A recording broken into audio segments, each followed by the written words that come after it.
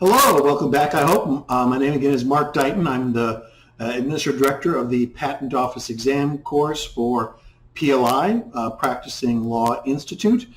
This is the third in our series of 5 short lectures on careers for engineers and scientists in the field of patents. This one specifically is about where you find this kind of work. We've talked already about what the work is like. In part 2, we're going to talk more about patent agents versus patent attorneys. In the next lecture, and the last lecture is about taking the exam, which you pretty much have to take if you want to be working in this field as an engineer or scientist. There's a very organized way by which patent attorneys are recruited and hired by law firms and corporations, but sadly the same thing is not true of patent agents. One of the pluses if you decide to go to law school is that it will be very regimented, and basically they will come looking for you. That's rare for engineers and scientists. Now, the question, sometimes we will see firms and corporations that will come, recruit on campus, but often you're going to have to go out and try to find this kind of work on your own. There's not that many jobs in the field, and usually the law firms just will go kind of recruit on an ad hoc basis when they need somebody. But if you know who the major players are in the business world in your technical area, you should keep an eye on their jobs website, or maybe even reach out to them. Many of them will have patent agents working at the company or the law firm. Others will farm out, other corporations will farm out their patent work to a law firm.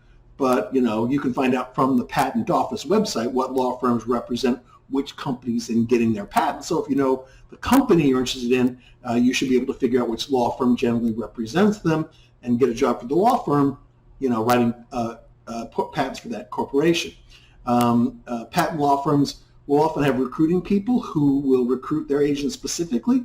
So if you're looking to get a job at a law firm, that's often a little bit easier. Often these law firms, much different from when I graduated from law school, when law firms were kind of a black box that nobody really knew who was inside except for the sort of big names.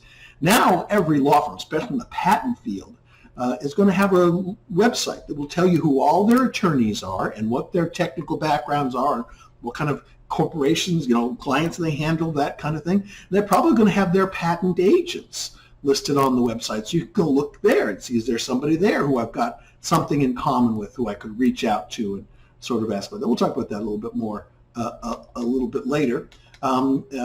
If you've got a particular city in mind, like, I want to live in Salt Lake, I don't want to go anywhere else, you can also search the Patent Office website to figure out what patent law firms are in that city. This is easier to do with the small cities, really, because you go looking for Chicago, New York, Boston, San Francisco, whatever, you're going to have way more people than you can hope to deal with, really. But smaller cities, this really works out well. And those smaller cities are often looking for somebody who has ties to the city, who really wants to be in that city, because not everybody wants to be in Salt Lake City. But you go look at the law firm's websites and kind of see what clients they represent. They're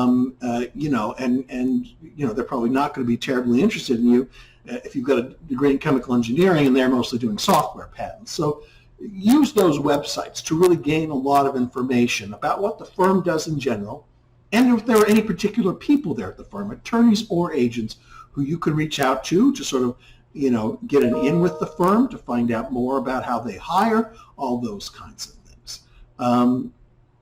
So we should define some terms. We're going to get into this a little bit later in more detail. But we're going to define some terms if you're looking at job postings. There's really only 2 terms that are kind of legally defined, and so you can be guaranteed what they're looking for in an ad. That's patent attorneys and patent agents. You can't call yourself a patent agent until you've passed the Patent Office's registration exam. And you're really not supposed to call yourself a patent attorney until you've passed the Patent Office's registration exam and at least one state bar exam. But law firms and corporations will often hire engineers and scientists before they've passed the exam. The trouble is that there's really no agreed upon job title for those people. Every law firm, corporation gets to make up what they're going to call those people. In the past, when I started in this field, they were mostly called scientific advisors, technical specialists, or the like. Now the firms have taken, trying to, I think, kind of elevate those positions, the firms have taken to calling them patent engineers or patent scientists, which I guess makes the title sound more impressive.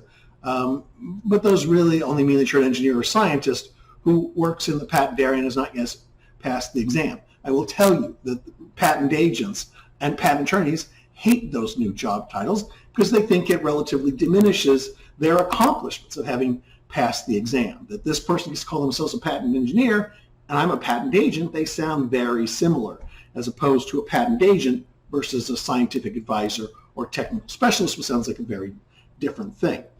So basically, I will tell you, if you've got the appropriate, degrees, technical background that the firm is looking for, that will always be part of the job posting, always part of the job posting. You can apply probably for any job posting except one for patent attorney. If they're advertising for patent attorney, they've got something very specific in mind, most likely, that you cannot do unless you've gone to law school and passed a state bar exam.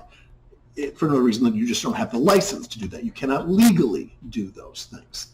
But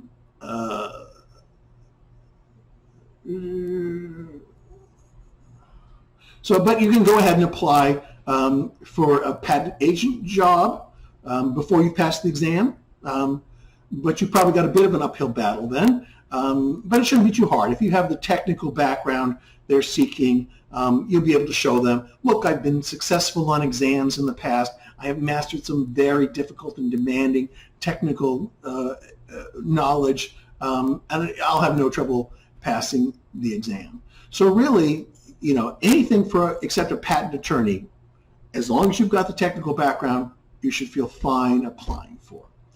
That was short and sweet. I hope that's helpful. Again, if you've got any further questions, you can always email me at mdighton, M-D-I-G-H-T-O-N, @pli.edu. We're a .edu because we're a nonprofit organization. And I'll be happy to help you in any way I can. If this has kind of piqued your curiosity, the next thing we're going to talk about is the difference between an agent and attorney, whether you should go to law school or not. And then later about, how the exam works and how you should study for the exam. So I hope I'll see you there if you're still interested. Thanks so much.